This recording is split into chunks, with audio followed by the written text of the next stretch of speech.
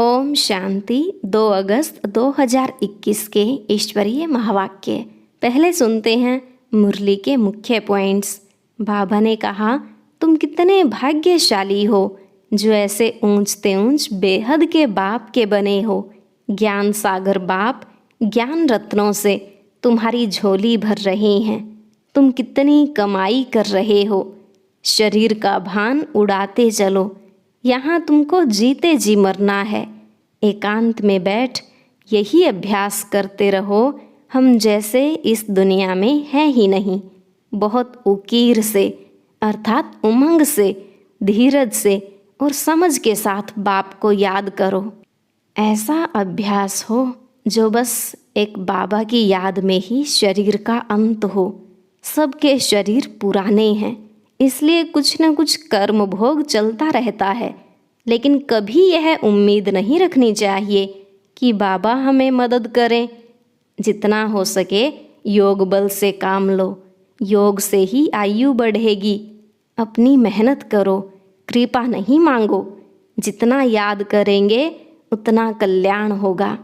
बाप कितना मीठा है, तुम बच्चों को हीरे जैसा बनाते हैं। ऐसे मोस्ट बिलव्ड बाप के साथ कितना प्यार होना चाहिए। बाप समान निरहंकारी बन सेवा करनी है, उनकी श्रीमत पर चलना है। अगर कहीं अपनी मत दिखाई तो तकदीर को लकीर लग जाएगी। लास्ट में बाबा ने कहा, जब तुम देही अभिमानी थे तो किसी की खामियां नहीं निकालते थे, आपस में बहुत प्यार था। अब फिर से वही अवस्था धारण करनी है।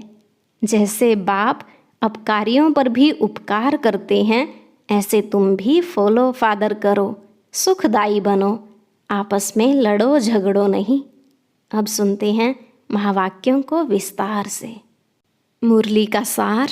मीठे बच्चे, जैसे बाप अपकारियों पर भी उपकार करते हैं, ऐसे तुम भी फॉलो फादर करो, सुखदाई बनो, इस देह को भूलते जाओ। प्रश्न, देही अभिमानी रहने वाले बच्चों की मुख्य निशानियाँ क्या होंगी?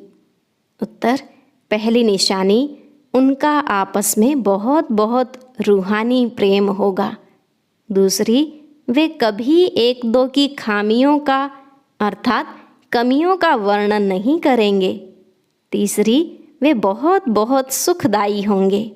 चौथी, उनकी खुशी कभी गायब नहीं होगी, सदा अपार खुशी में रहेंगे। पांचवी, कभी मतभेद में नहीं आएंगे। छठी, हम आत्मा भाई भाई हैं, इस स्मृति से गुणग्राही होंगे। उन्हें सबके गुण ही दिखाई देंगे।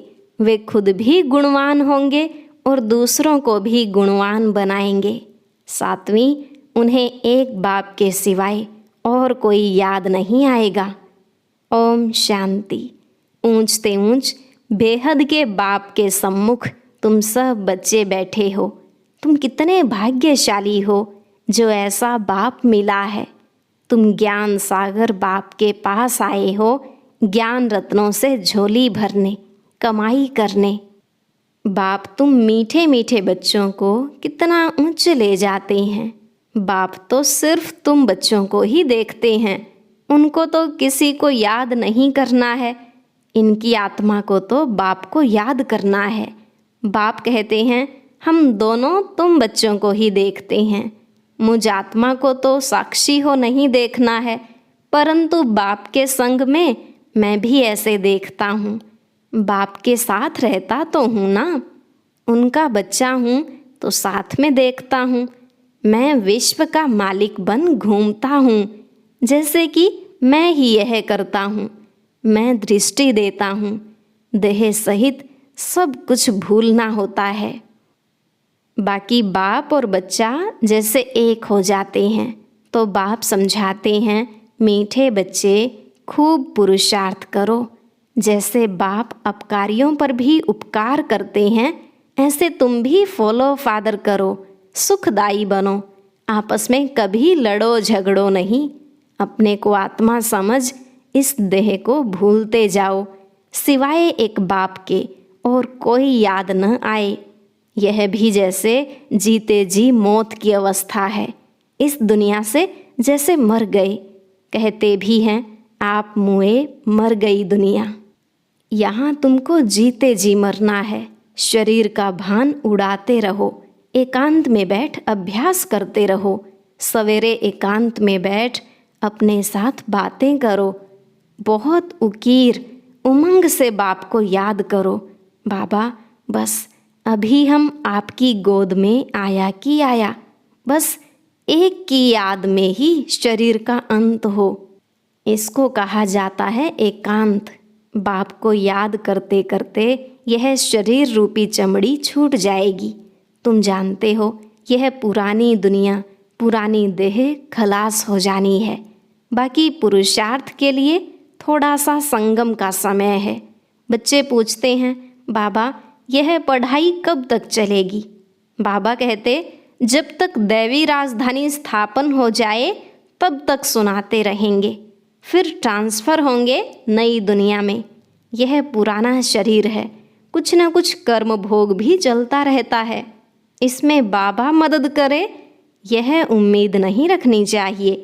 देवाला निकला, बीमार हुआ, बाप कहेंगे यह तुम्हारा हिसाब किताब है।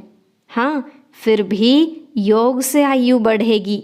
अपनी मेहनत करो, कृपा मांगो नहीं। बाप को जितना याद करेंगे इसमें ही कल्याण है। जितना हो सके योग बल से काम लो। भक्ति मार्ग में गाते हैं मुझे पलकों में छिपा लो, प्रिय चीज़ को नूरे रत्न प्राण प्यारा कहते हैं। यह बाप तो बहुत प्रिय है परंतु है गुप्त।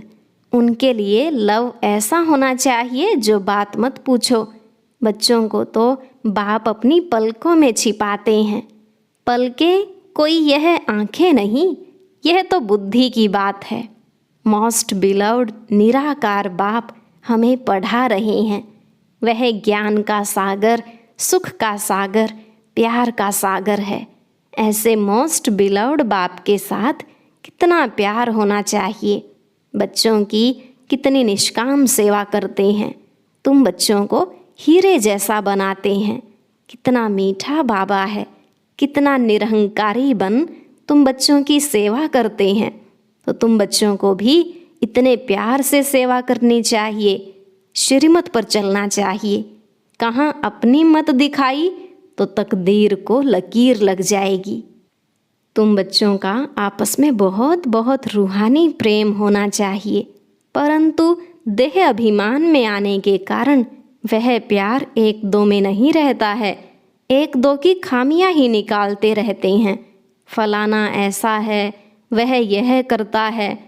तुम जब देही अभिमानी थे तो किसकी खामियां नहीं निकालते थे। आपस में बहुत प्यार था। अब फिर वही अवस्था धारण करनी है। पहले तुम कितने मीठे थे, फिर ऐसा मीठा सदा सुखदाई बनो। देह अभिमान में आने से दुखदाई बने तो तुम्हारी रूहानी खुशी गायब हो गई, लाइफ भी छोटी हो गई। अब फिर बाप आया है तुम्हें सतो प्रधान बनाकर सदा सुखदाई बनाने। तुम जितना बाप को याद करते रहेंगे उतना खामियां निकलती जाएंगी, मतभेद निकलता जाएगा। यह पक्का याद रहे हम भाई भाई हैं। आत्मा भाई भाई को देखने से सदैव गुण ही दिखाई पड़ेंगे। सबको गुणवान बनाने की कोशिश करो। अवगुणों को छोड़ गुणों को धारण करो। कभी किसी की ग्लानि नहीं करो। कोई में ऐसी खामियां हैं जो खुद भी समझ नहीं सकते हैं। वह तो अपने को बहुत अच्छा समझते हैं, परंतु खामी होने के कारण कहाँ न कहाँ उल्टा बोल निकल पड़ता है। सतो प्रधान अवस्था में यह बातें नहीं होती। अपने आप को देखो, हम कितने मीठे बने हैं। हमारा बाप के साथ कितना लव है। बाप से लव ऐसा हो जो एकदम चटका रहे। बाबा आप हमको कितना उच्च समझदार बनाते हो, स्वर्ग का मालिक बनाते हो। ऐसे अंदर में बाप की महिमा कर गदगद होना चाहिए। रूहानी खुशी में रहना चाहिए। गाते भी हैं खुशी जैसी खुराक नहीं। बाप के मिलने की भी कितनी खुशी रहनी चाहिए। संगम पर ही तुम बच्चों को 21 जन्मों के लिए सदा खुशी में रहने की खुराक मिल जाती है। फिर कोई को किसी बात की चिंता नहीं रहती है। अभी कितनी चिंताएं हैं, इसलिए उसका असर शरीर पर भी आता है।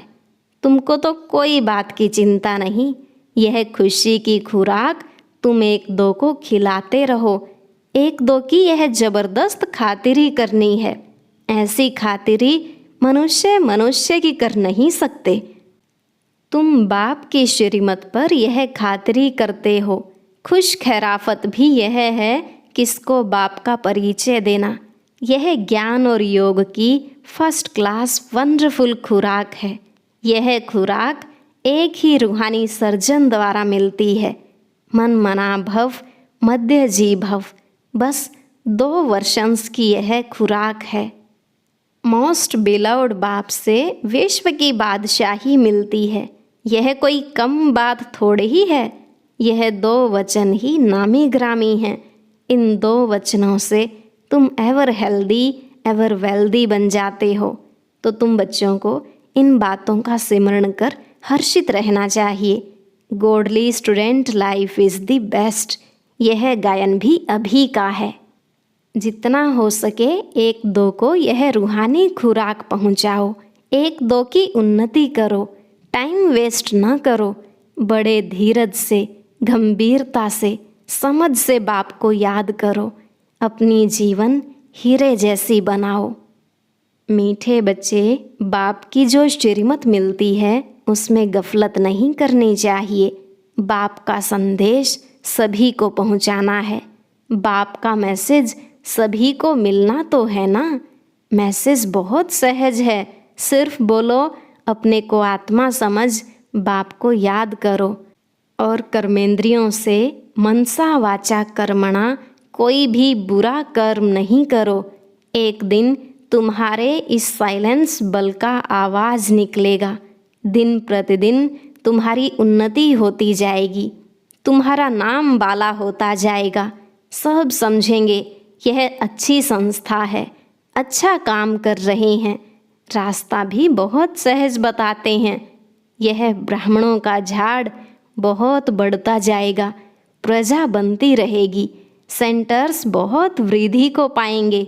तुम्हारी प्रदर्शनी भी गांव-गांव में होगी। तुम बच्चों को बड़ी भारी सर्विस करनी है। तुम्हारे नए नए सेंटर्स खुलते जाएंगे जिसमें अनेक मनुष्य आकर अपनी जीवन हीरे जैसी बनाते रहेंगे। तुम्हें बहुत प्यार से 1-2 की संभाल करनी है। कहीं किसी बेचारे के पैर खिसक न जाएं। जितने जास्ती सेंटर्स होंगे उतना जास्ती आकर जियदान पाएंगे। अब आप बच्चों का प्रभाव निकलेगा तो बहुत बुलाएंगे कि यहाँ आकर हमको मनुष्य से देवता बनाने का राजयोग सिखाओ।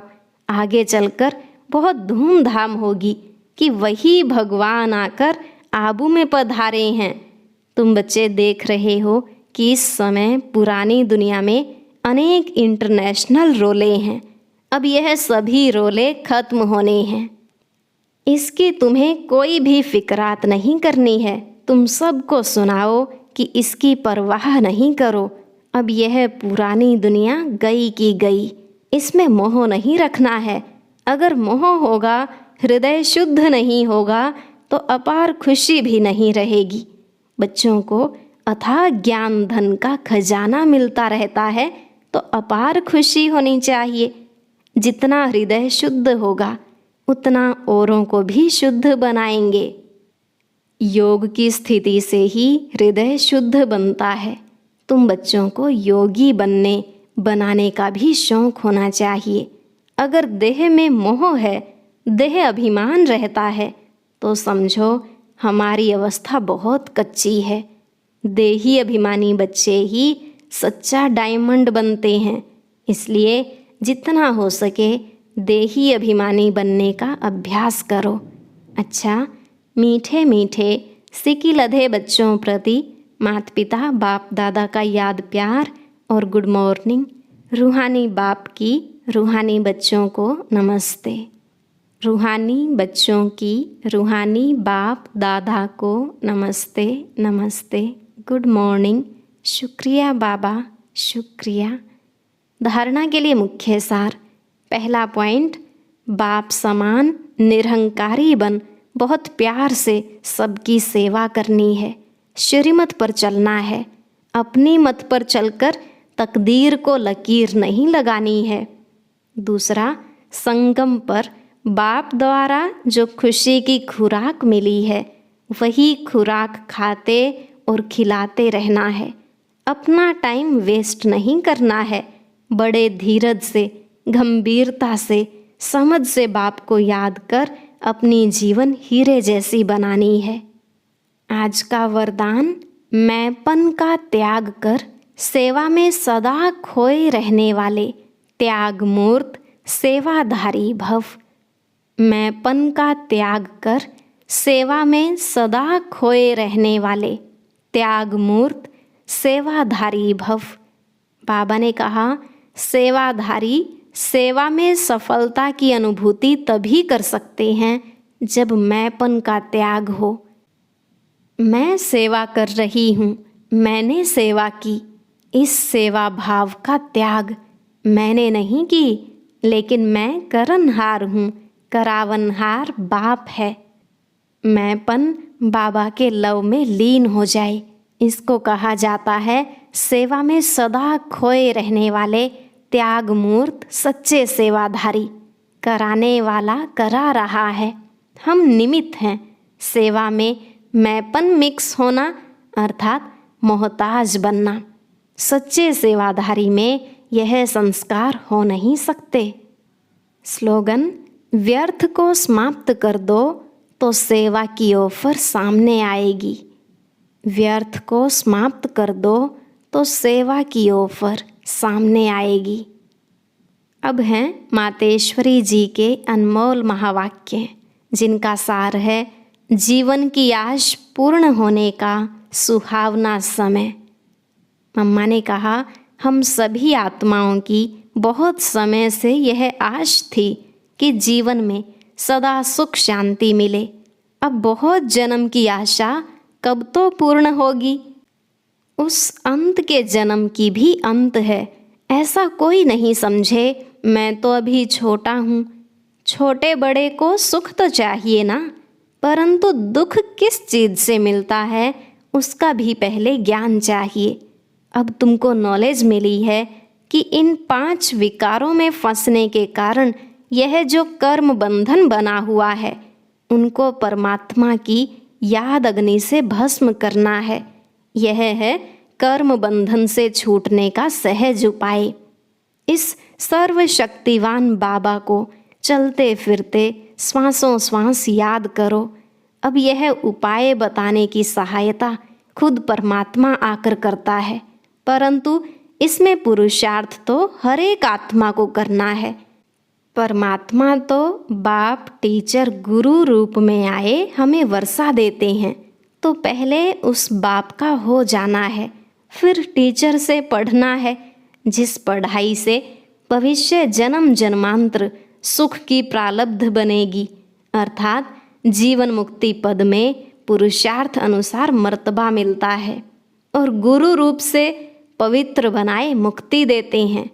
तो इस राज को समझ ऐसा पुरुषार्थ करना है। यही टाइम है पुराना खाता खत्म कर नई जीवन बनाने का।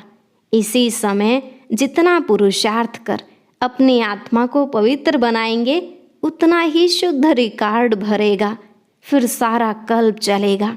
तो सारे कल्प का मदार इस समय की कमाई पर है। देखो, इस समय ही तुम्हें आदि मध्य अंत का ज्ञान मिलता है। हमको सो देवता बनना है और अपनी चढ़ती कला है, फिर वहाँ जाके प्रालब्ध भोगेंगे। वहाँ देवताओं को बाद का पता नहीं पड़ता कि हम गिरेंगे। अगर यह पता होता कि सुख भोगना फिर गिरना है तो गिरने की चिंता में सुख भी भोग नहीं सकेंगे। तो यह ईश्वरीय कायदा रचा हुआ है कि मनुष्य सदा चढ़ने का पुरुषार्थ करता है, अर्थात सुख के लिए कमाई करता है, परंतु ड्रामा में आधा आधा पार्ट बना पड़ा है। जिस राज को हम जानते हैं, परंतु जिस समय सुख की बारी है तो पुरुषार्थ कर सुख लेना है। यह है पुरुषार्थ की खूबी। एक्टर का काम है एक्ट करने समय संपूर्ण खूबी से पार्ट बजाना, जो देखने वाले हेयर हेयर वाह वाह करें। इसलिए हीरो हीरोइन का पार्ट देवताओं को मिला है, जिन्हों का यादगार चित्र गाया और पूजा जाता है। निर्विकारी प्रवृत्ति में रह कमल फूल समान अवस्था बनाना, यही देवताओं की खूबी है। इस खूबी को भूलने से ही भारत की ऐसी दुर्दशा हुई है। अब फिर से ऐसे जीवन बनाने वाला खुद परमात्मा आया हुआ है। अब उनका हाथ पकड़ने से जीवन नैया पार होगी। अच्छा, ओम शांति। ओम शांति। और अभी सुनेंगे आज की अव्यक्त मुरली। इसके लिए ऊपर दिए गए बॉक्स को क्लिक करें।